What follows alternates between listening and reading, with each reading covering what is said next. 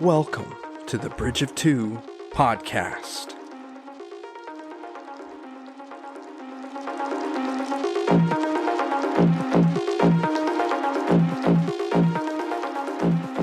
We're back. We're back. Bum, bum, bum, bum. We're ready to talk about Avatar: The Last Airbender by Netflix. Episode In 5 and partnership 6. with Nickelodeon. Yeah. Is that what it yeah. says? Or is it association? I think it's partnership. Association. Partnership. Oh, I don't know. Don't sue us if we got a legal term wrong. Yeah. So another good two-part. Yeah, I didn't know this was going to be a episode. two-parter.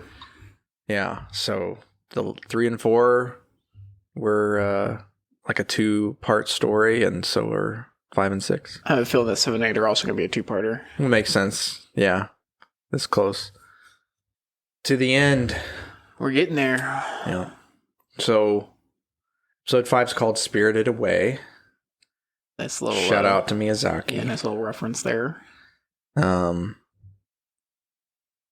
you think about it? I liked this episode. The first half was a little boring. I felt the exact same way. Like, I was watching and I was like, I was like, oh no. Yeah. They're like, they're losing me. they're like going backwards. I liked the first little scene with the fight. We got to see some more water bending Okay. and when they're airbending. running. And that was like, but that was like 30 seconds. But I Right. like seeing the new. It's just not the performances just aren't consistent. I think between those three.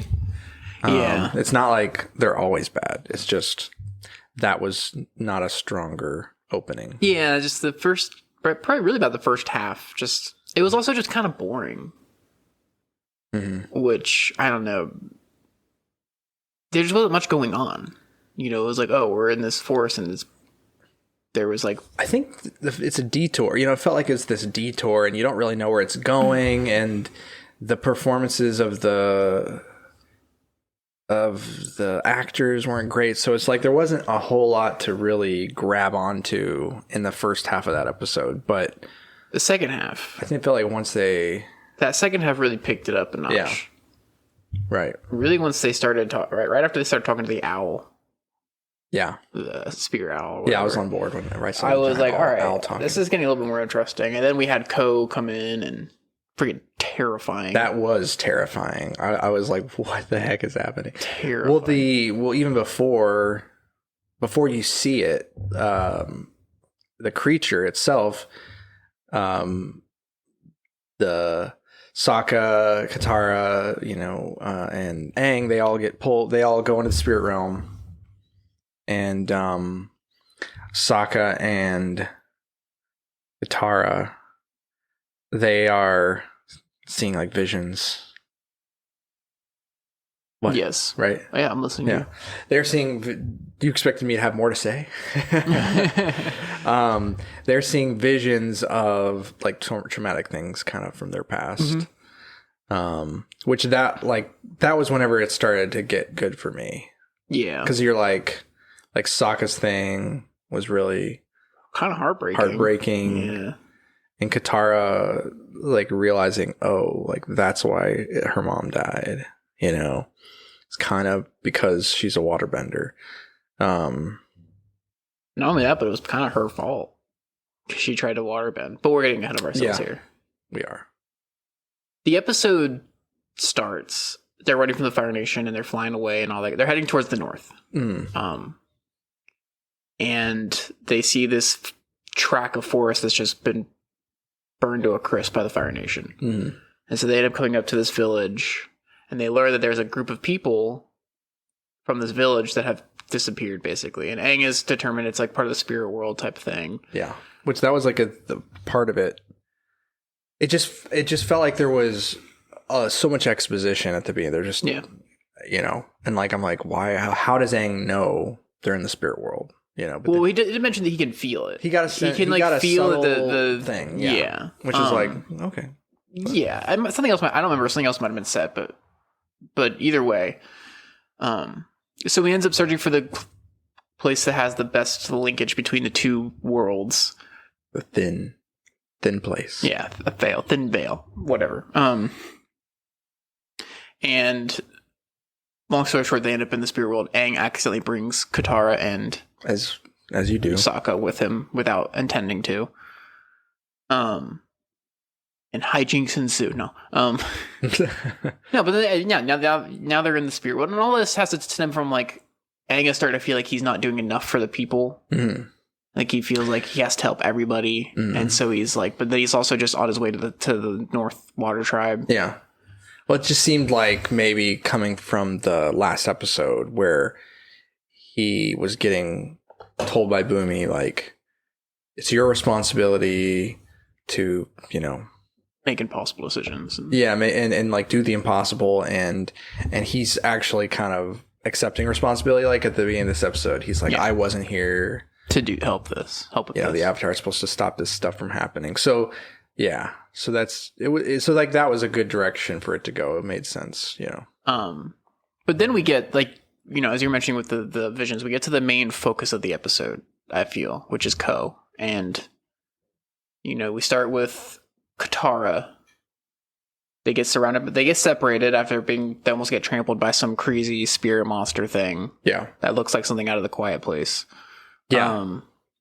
And Katara, they're in this mist, and Katara finds herself in a vision, and she finds herself in this, she's reliving the last moments of her mother's life.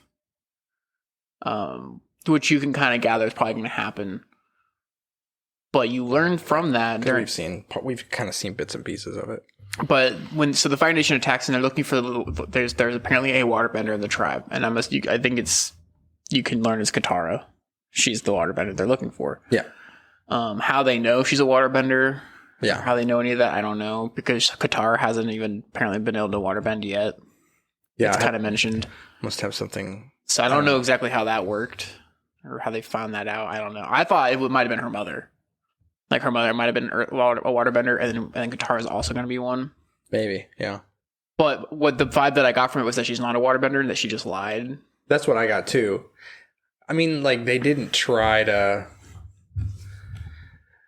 very hard to like cover that base. But if I was thinking about it, I could think maybe Katara had displayed some type of ability and maybe word had gotten around or something.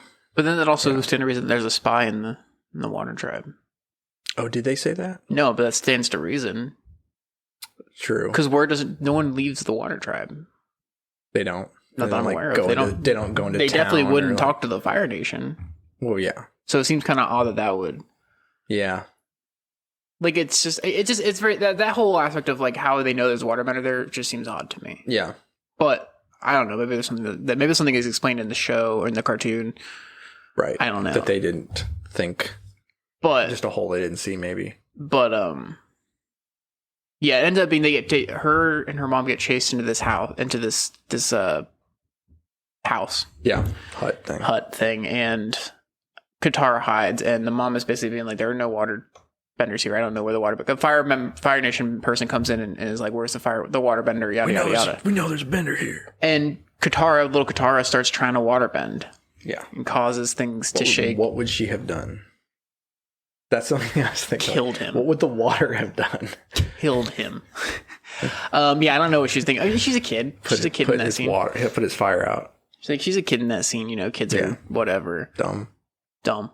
And long story short, she makes noise. He starts looking around, and then so Katara's mom goes, "I'm the waterbender." And then makes a motion like she's going to waterbend, and he just absolutely yoinks her with some fire, which is brutal. Yeah. And so that saved Katara, but killed. That's how her mother died. That's how you learn. And so obviously, Katara is probably rehashing some memories of like she feels guilty for her mother's death. Yeah, but before that vision ends, crazy, terrifying, like mask face thing comes into the camera. That took me off guard so much. I'm like, what the heck is happening? Well, let's make this kid's show and let's make it a horror. Yeah. And then it switches to Sokka. Yeah, and then it switches to Sokka. He's also in although he has a weird moment with a fox. He does before that? Even before her vision. Okay. which I just found kind of odd. Yeah, I'm trying to think what the fox. No, if it had any relevance. The fox told him something, and I don't really remember if it was. It didn't help him with anything. No, it didn't lead to anything. I'm sure that fox is like a character, some kind of character, probably, or something. But anyway, then we get to cool fox. It was a very the CGI in this was really good. The special effects were really good in this episode. Yeah, definitely. Yeah. So then we end up with Sokka's vision, and it's of him after a trial, I guess, something on the water. Yeah, like steering a boat around the icebergs or something. And he's basically becoming a man, I guess. Is probably their way of being like, you're a man now. Yeah, put an eye on. And he had passed this trial, but then you come to find out through different things that he only passed it because there was a certain person there. Right. And his dad kind of plays it off as just like, well, part of this is what we do it as a group. Part of this is about picking the right crew and being whatever. And so Sokka's proud of himself. And then, you have some kids kind of bully him at the end saying like, this is what's left of your boat. And then you come to find out from his dad, Sokka's listening on his dad talking to this other guy, that Sokka almost killed all of them basically on accident and that he just isn't ready. And when his dad's like super disappointed. Yes. It's like some people just aren't meant to have other people's lives in their hands. Yeah. Like, ooh. Which if you've watched Sokka's character at all is like such an important thing for him. Right. Yeah. Which, yeah, that's kind of like what you're getting those visions is. It's kind of, I mean, like the owl, the big giant owl thing said they would be in danger because of the truth or something like that. They would see the truth or whatever. And so like you're seeing, I guess, what they're like these core things about them, about who they are, why they are the way they are, and that sort of thing, I guess. And then we once again end this vision with the crazy terrifying mask thing jumping out at him. And then we go to Aang. But Aang, and he sees the water, the air temple. His vision starts at seeing the air temple from a distance. And he goes, no, this isn't real. The air temple's gone. Right. Because Aang, being the Avatar, being more attuned to the spirit world, can determine that this is not real. Which in this point we kind of learn, okay, which you can gather to begin with, but none of that stuff that Katara or Sokka saw was like real in that moment.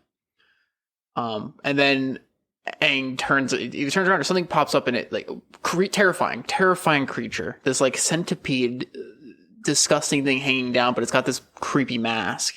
Well, it's like an eyelid. Like the mask is surrounded by like an eyelid. An eye. Like the mask is an eye, and every time it can blink, and when it blinks, it like has a different face. Disgusting. This is a creature in the cartoon. I remember it from the cartoon. I haven't seen it. I remember that episode being creepy too. I'm pretty sure, but absolutely terrifying.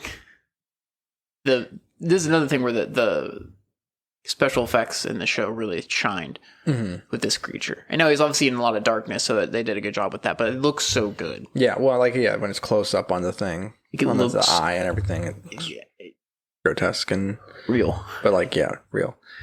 Yep. And then that's when he finds out that this thing is like basically has all the people from the village and Katara and Sokka, and he's gonna like feed on their souls. It has something to do with like faces too. Oh, he was like going to collect. Yeah, I was going to get collect their faces, and I think that's something that's relevant to something else that hasn't been mentioned at least in the show. But I think it's relevant to like the cartoon somehow. Their faces being eaten, maybe. I mean, it has something to do with their souls, I guess. I don't remember. I haven't seen anything in the cartoon related to that, but I mean, he finds out that the thing recognizes him as an avatar. And, says that he stole something from him once before. And then, so he gets away somehow. And then he just like runs. Gets out of the fog, yeah. So yeah, he breaks free of the fog. We learn from Ko, which is the creature, that an avatar in the past, Avatar Roku, which was a firebending avatar, right, stole something from him. Right. And wants it back. And now, but he's also got like a vendetta against the avatars now. Right. And so, yeah, then Aang runs away out of the mist. Yeah. and he comes to a hut, which someone said to look for. The owl mentioned a hut. If I remember correctly. Okay. So Aang goes, runs up there, and ends up seeing Gyatso. Yeah. His old mentor Gyatso. I think that's how he finds out about what Ko is. I mean, I just remember from there, like they have a good heartwarming conversation. There's a nice little heartwarming conversation, and like Gyatso even said, as Aang is leaving, he's like, I gotta go to Roku's shrine to find out what he... He makes up his mind to go to that, which is when I realized it was going to be a 2-part episode. Yeah, me too. Because I was like, oh, we're at the end. But yeah, there's a moment where they're talking, and Gyatso's basically saying, like, don't... Oh, what was it? He's basically saying, don't you, like, if you had, it was a very heartwarming moment. He says, if you had been here when the air temple was attacked, you would not have been able to stop what happened. It would have changed nothing. And you would have just died. And so basically saying, like, you don't need to take responsibility for what happened. Like, let it go. Let it go. Let it go. So that was like, that was a nice moment, because the other, characters have been piling it up on Aang for not being there. Yes. Throughout the last few episodes. So it was definitely nice to finally... he was piling it up on himself here at the beginning of this episode. So yeah, that was nice to hear that. And needed for Aang, I'm sure, to have someone who was like his mentor and who was there to be like, you shouldn't... The fact that you weren't there was a good thing, basically. Right. Like, don't take that on yourself. Yeah. And then Aang says, we'll... reconvene. We'll be able to come back and talk more later. And I knew when he said that, and then when Gyatso was like looking all sad and stuff, that like they weren't going to talk later. Yeah. Spoilers for the next episode. But yeah, so that's where that episode ends off. Aang is on his way to Roku, the Roku shrine. Yeah, the shrine. And then we get to the next episode. This one was a banger through and through. Yes, very good. And it was they pushed together 2 episodes. There's an episode in the cartoon where Aang goes to the fire temple and sees Roku. There's also an episode where what we'll get into in just a moment happens with someone having to rescue Aang. So I think does this episode start with a flashback with Zuko? I don't think so. Okay. Doesn't it start with him flying to the temple? Or maybe it does start with a flashback. We do get a lot of flashbacks in this episode. It's a very big Iroh Zuko episode. Very much. So, of course, it's going to be awesome. Makes me continue to love Iroh and the actor that they have playing him. Didn't it start... I'm pretty sure it started with... Or this might just be... the first flashback you see with Iroh and Zuko is... Zuko's like getting dressed, getting ready, and he's asking Iroh how he looks or whatever, if like his uniform looks, because he's gonna go be in this like war council meeting. This episode, I think that you might be right. It might start off with that flashback, and then it cuts into Zuko walking on his ship and basically telling the lieutenant to why did he change course. Oh, that might have been the beginning of the episode. I think so. And so, because the whole thing is being after the Avatar, but you learn, and this was kind of talked about like in the last episode, but Azula was kind of pushing her way into getting this, what was the commander's name? Zhao. Yeah, Commander Zhao. Giving him more, she's like, we should give him more whatever, because he found the Avatar, he's going to get the Avatar, yada, yada, yada.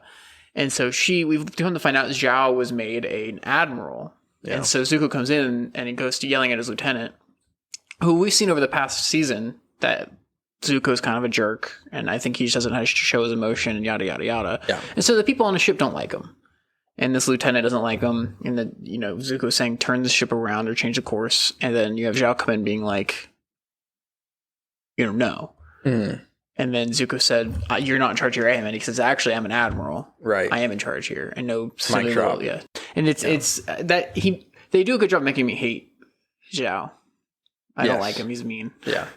But there's a nice... And you get clips of this, moments of this with Iroh, but like afterwards and all the commander, the lieutenant's just like... The lieutenant gets very honest with Iroh after the admiral and Zuko leave, and he's just like, Prince Zuko's a jerk and knows nothing about loss. He doesn't respect us. Yeah, he doesn't respect us. He knows nothing about loss, yada, yada, yada. Right.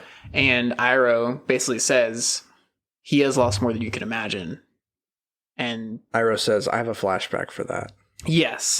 That's like... As soon as he says that, you're like, okay, we're going to get a flashback here soon. Right. Because that happened, I think, in the last 2 episodes, you had like a thing about Iroh saying something about, I owe everything to him, and then the flashbacks tell you what that means.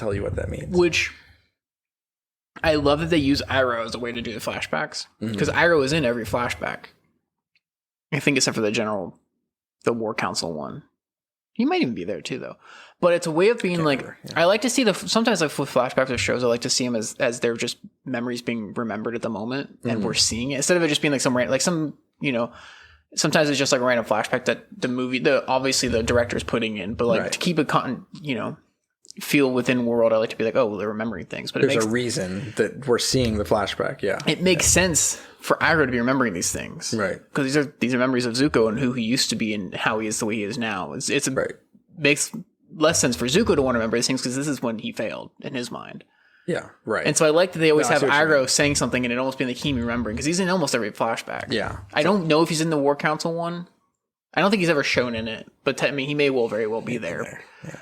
But yeah, I thought that was a good little scene with Iroh just being like, basically he's lost more than you can ever imagine. And you could see it's getting the lieutenant to think a little bit or whatever. Yeah. And that it becomes very important at the very end of the episode, which was such a good ending of the episode, which we'll get into later. Yeah. So then on Aang's side of things, he's going to see the Fire Temple to talk to the Avatar. He's going to Roku Shrine. Fire Avatar. Yeah. And similar to the cartoon, whenever he gets there, he is, just like, hey, I'm the Avatar, because he is maybe a little naive, but also believing the best that, hey, these are people that are here for the Avatar.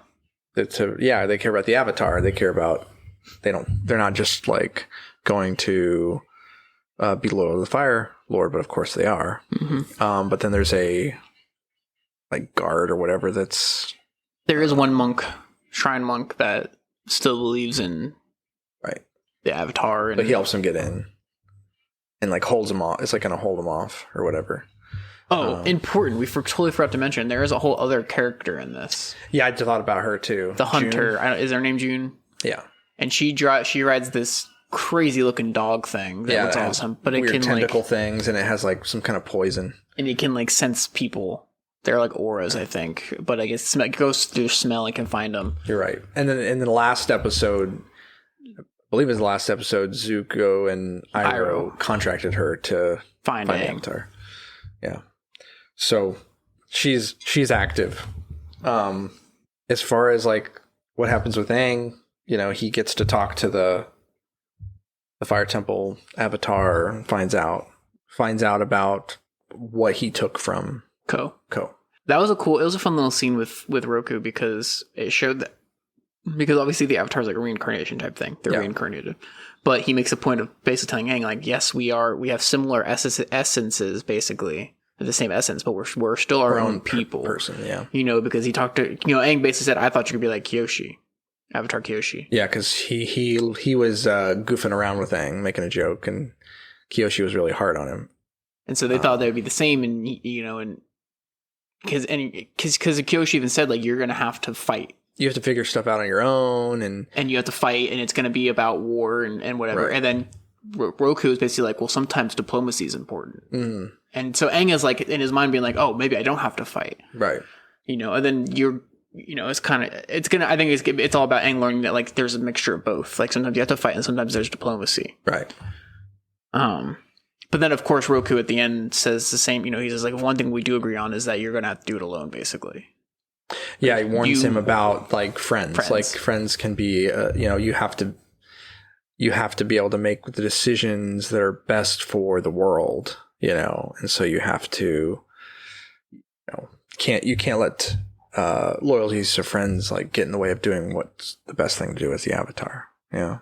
But and then we get a little bit of world building in this scene too, where Roku talks about Ko's mother, who is this spirit of face spirit. It's how identity came into the world. Yeah, or something like basically. she's what created identity in the world and faces and stuff like that. Like, and Ko like wants identity or doesn't have it or something. He wants something. I don't know, but basically Roku had stolen this statue thing. Yeah, that was like representative of the mother. The mother, yeah. And so Aang obviously takes it and is like, okay, I'm gonna bring it back to him and trade it. And that's basically how that ends. I mean, you know, you get this nice little talk with Roku and Aang, and Roku saying, you know, once again, there's more than just one way to do things. I was so in the cartoon, I believe in this cartoon, and they probably didn't do it because they already did it in with Kyoshi, but in the cartoon, I believe like he got to use the power of this avatar. Oh, that's cool.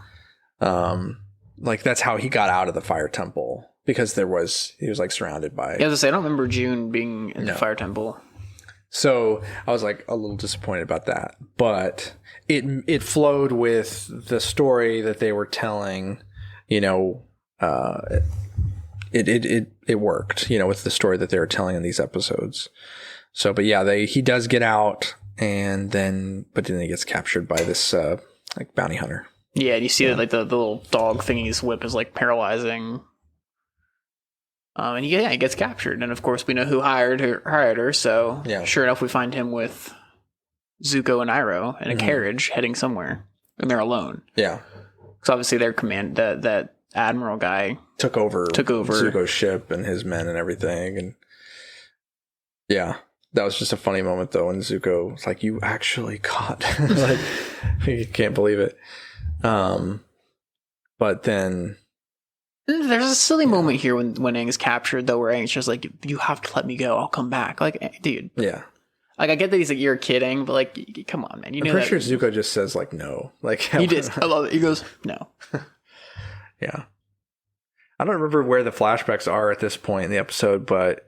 You know, just to move that along a little bit, you know, there is a scene which I remember in the show, in the cartoon. There is a scene where he's in that war room, and they're talking about strategy, and his dad asks him how he would do it, what would he do, and everything he says basically there's a reason that wouldn't be the right thing to do, but then apparently the right thing to do is this other general says, just take this division of men and just throw them at this, and we know they're gonna get wiped out, but strategically it'll help us. And like Zuko just can't understand that. Yeah, basically sacrifice this group, and not only sacrifice this group, but this group is also a bunch of recruits, so they're expendable. Yeah, right. Oh yeah. And Zuko's made me think of Stormlight with like the bridge crews. Yeah, bridge crews and. What happens to someone's brother. But yeah. Oh, that's true. Yeah. And of course Zuko Zuko fights against it. He's like, they're all be sacrificed. And they're like, yeah. And he's just like, you can't do that. And, you know, so Zuko is showing compassion here. He's showing the beginnings of an actual true leader who cares about his men, compared to, you know, Fire Lord Ozai, who don't give no fans or buts about it. Yeah. And he stands up and basically says, this is a stupid plan. Yeah. I love that. He just... Which is, I think it's great. Calls him out. This is a dumb plan. And then, so Fire Lord Ozai says, there's only one way to solve this, Agni Kai. Which is their little battle. Ritual battle. Yeah. And then that's where that cuts. That's off, yeah. And then we get back to... back to our heroes. Well, so then, so Aang gets captured. Of course, the Zhao like comes in and takes what Zuko We get this has. nice little betrayal. Yeah.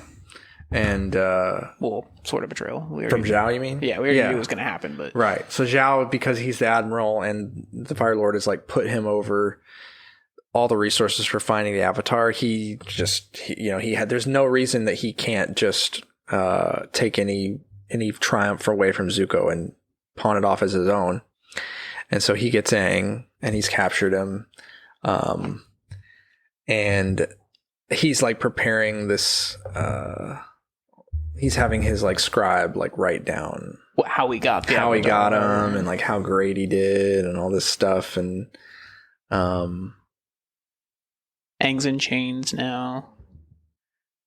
Yeah. And then Iroh has told Zuko as well, but we'll say Iroh has told Zuko, like, you can't go in there. They're at the point now where they're at the border. Yeah, because Zuko wants them to go, wants to go in, but he knows that like it's is it at the border of the Fire? That basically puts him into the Fire Nation, which he's not. Iroh says you were banished from the Fire Nation to get the Avatar. A hugely fortified. Yes.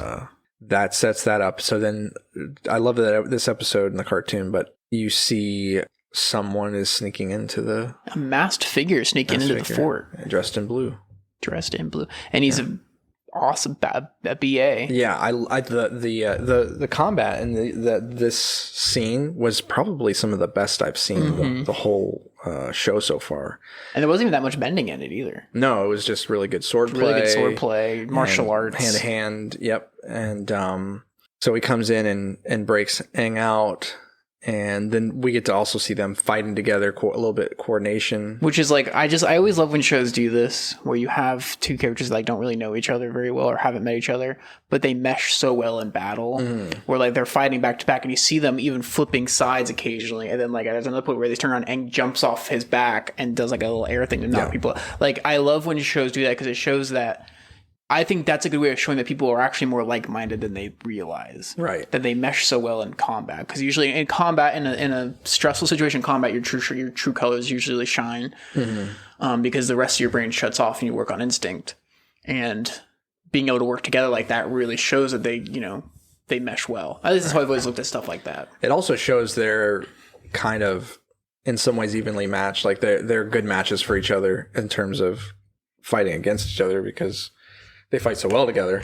And obviously with this mask character, we don't know who he is. He's using swords. He's got a mask and he's using swords. There's no bending. I mean, we do though. Okay, but there's no bending going on. Right. He's some awesome sword play. I think there was some guards that outside of Aang's room before they break in. There were some guards that you can see like some flame like coming down the hall, like a little bit. But they were using fire. I took it as we'll jump ahead. We obviously learn, and you can gather that this is Prince Zuko. Of course, it's Zuko. But how I took it is he's going in using these swords not just to hide himself from Aang, but to hide himself from these people, because he doesn't want them knowing that there's. I mean, he's shooting fire, and then he's a Fire Nation. He's a firebender, and then it doesn't take long to put two and two together. Zuko. So I think that he didn't use his bending at all. Okay. That's at least what I took. That's fair. It could have been the people attacking him with firebending. Yeah. And then you get this cool scene as they're escaping too, where they have like these weird ladder things, and they jump and put one in the ground and that was straight out of the cartoon. I love that. Was awesome. They did that really well. But then, like this whole thing was like almost to a T. If you watch this episode, it's called The Blue Spirit in the cartoon. Yes, because they don't make it over the wall, and so they're basically completely cornered up against the door to get out. And somebody says, "Well." We'll say that, there's like some really good archers that are working for Zhao. I forget what they called them, but sisters or something. But he tells, he says, we need the Avatar alive. Don't kill him. So then the Blue Spirit or Zuko puts the knives to his neck, and so starts drawing blood too, to really show that he's like, I'll do it. And Aang was like, what are you doing? So... but yeah, Zhao buys that bluff and lets him out. The Blue Spirit gets shot in the head with an arrow. Yeah. Goes down, and then we have this nice little moment where Aang uses some cool wind bending, air bending really to like basically send up like dirt to cover their escape. Like smoke screen kind of thing. Yeah, that was a really cool thing. As he does it while he's covered, before he even runs or moves, he takes the mask off. Right. And he sees who it is. Oh, it's Prince Zuko. And there's a moment where Aang's like, I'm dipping. I'm outie. But Aang, being the good boy that he is, we find out obviously saves Zuko. Yeah. So what, Zuko wakes up in the boat, right? No, Zuko, they're in the hut. Oh, that's later. They're in that hut. Oh, yeah. And you get this really cool moment. And I always love the early seasons of Avatar. I always love these moments with Aang and Zuko when they are talking. alone like that, you get this cool moment where Aang's kind of like, why'd you help me? But then Aang's also trying to like befriend him almost, like with the whole, what type of quill did you use? Right. Or what hair did you use for your brush? You know, I can never get my lines as good, and yada, yada, yada. And it seems like Aang is getting to Zuko, and then there's a moment where...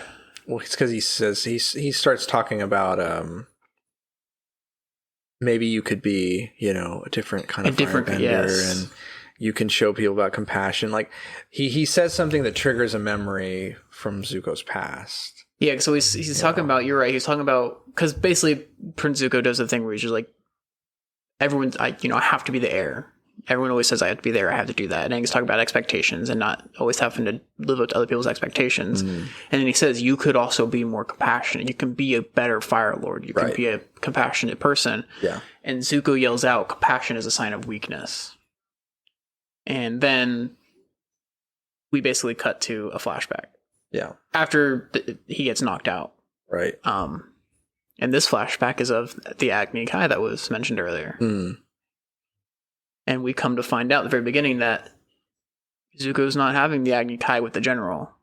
It's with Fire Lord Ozai, his dad. Yeah. Zuko's obviously freaking out. Even Iroh jumps in like, dude, brother, you can't do this. Right. And Ozai's like, well, you that plan was my plan. The military is my military. You slighted me. Yeah. Which is rough. And Zuko's like begging, like, please, he gets down on knees. I've forgiven. Ask for forgiveness, blah, blah, blah. Yeah. We get this nice little Agni. The Agni Kais in this show are great. I hope that we get far enough in the show to see the final Agni Kai. You've never seen it, have you? No. Spoilers, it's between Zuko and Azula. Oh, okay. And it is my favorite scene in the entirety of the show. The music is phenomenal. The fight is phenomenal. The power between the two characters is just great. And the emotion behind it, oh, so good. So good. That's like at the very end of the show. Right. But... Duel of the Fates. Basically.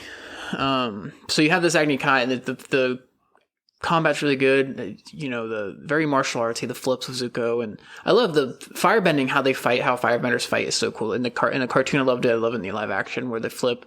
Zuko uses a lot of kicks. Yeah, I love how they are able to like incorporate the martial arts with the fire. You know, it's pretty cool. But in this fight, you get that moment. Zuko wins. Zuko basically he has an opening, and he shows compassion on his father. He pulls his punch, and his father basically freaking beats him to a pulp, and then proceeds to, while he's on the ground broken, he says, "Compassion is weakness." Like melts his eye, and that's how he gets his scar. Yeah, which is brutal. I don't remember that being how it happens in the cartoon. Is it? Do you know? Have you gotten there yet? I've gotten to. I feel like they in the cartoon I've seen that episode. I've seen the flashback, you know, where he like insults, and he doesn't really realize what it's going to mean. But yeah, I think it's similar. I don't remember if they actually show. Like I know Ozai. Kai. I don't know if they show the Agni Kai in what I've seen, but I've seen the scene where he's in the war room. Yeah, I know Ozai is the one who gives him the scar. But I remember being like in the fight, they're just fighting, and then like he just punches and throws a fireball that hits him, Zuko, in the face, and Zuko gets knocked over. Whereas this one was way more deliberate of, I'm gonna scar you. Yeah, I don't remember if I'm correct about that. Maybe you're right. I mean, that's why I'm not remembering it as well, because it may not have been as. This one was far more impactful. Yeah, this way. Yeah. If they are different, I don't know. We'll see. I'll have to look it up. I mean, yeah, you get that, and you're like, man. Zuko just has got the rough end of the stick all over the place. Yeah. And then this is when he wakes up in the boat. Aang is right there. Basically says, like, there's a moment where he's just like, do you think if 100 years ago we would have been friends? And then Zuko lashes out and then gets fireball you. Yeah. So good. And then we'll finish out with Aang. Aang basically gives the thing to Ko and saves his friends. Right. I feel like that part, compared to what happens at the end of the episode, I feel like that's very unimportant. What's unimportant? Compared to what happens with Iroh and Zuko at the end, I feel like the Aang saving his friends is like, yeah, that's good, but like not as impactful. Right. Well, it's a little bit. like, I guess it was not the confrontation you expected with Ko, you know? Mm-hmm. So it was kind of too easy maybe, but it was just because of what was being unveiled throughout the whole episode was, like you said, much more focused on Iroh and Zuko. Mainly Zuko. Yeah. But yeah, Aang saves his friends, sees that his mentor is gone. Right. That was sad. Which was sad. But not just his friends, but all the people from the village are saved. Right. And you can assume now they're moving on to the Northern Water Tribe. Yep. Well, and we do get the revelation in the final, like the last little... very end of the episode. Yeah, we get the revelation, which I don't know if I knew this. Maybe I missed it. I don't remember it. I didn't remember it, but... and it might even be something that's new. It might not be in the cartoon. I like it. I hope it is. I don't know, but... So the whenever Zuko's recovering from fighting his father and what his father did to him, you get to actually see the scene where his father tells him, "Hey, you're gonna go be banished, and you can't come back and can't set foot in the Fire Nation until you bring back the one remaining threat to the Fire Nation, the Avatar." You know, and Iroh's like begging him not to do it, you know, trying to step in, and then he says, and since you care about the 54th division, 47th was 47th, 54th, the 47th division so much, they can go with you, they'll be your crew. And then cut to, well, this is after too. I think there's another moment there where Zuko basically says like they don't have to be sacrificed. He said sometimes you can give people a chance to be stronger. That's it. Like that. Sometimes it's okay. That's when he's like, okay, fine. You could just you care about so much, you could take them with you. Right. But even before that flashback, you had that moment where the lieutenant, Iroh's standing there waiting for Zuko because they don't know where Zuko's at. Mm-hmm. And the lieutenant comes up and says something. And then that's when Iroh goes, you know, if only you truly understood what he's done for you, you probably wouldn't hate him so. Right. And then we have the flashback, and then whenever that is revealed, then it cuts to Zuko being Iroh's spot. They spot Zuko, and the lieutenant picks up. He's like, "Wait, we're the 47th." Right. And he goes, "Yes." Right. And so you learn that this ship that he's with, these were the people who were going to be sent to be sacrificed because they were mostly recruits and everything. So whenever Zuko gets on the ship, everybody's lined up. Everybody's staying at attention. He's like, "What's going on?" And they said they're you know, waiting for their commander or something along those lines. And they give him these just the most crisp salutes as he walks down the line. It was a very moving, kind of touching scene there. Great way to end the episode. Yeah. The legend of Zuko and Iroh continues to build. So... But that's where we'll I guess. All in all, some good episodes. Yeah. I'm excited to see how the show finishes out. Yeah, me too. We got 2 more to go. So. And it looks like we are going to go to the end of our season 1. Like season 1, the end of season 1 is the end of the cartoon season 1. Okay. I'm pretty sure that season ends at the Northern Water Tribe. Yeah, too. I think you're right because that's book 1 is the Water Tribe. Yeah. So. Excited. Yeah, me too. Excited to finish it out. Tune in next time on the Bridge of Two podcast, and you'll hear how it all comes to a close. And maybe we'll do a conclusion part 2 of how we felt all together of the season. Yeah, that'd be good. Alrighty. All right. Well, this has been the Bridge of Two podcast. A far, far away bridge.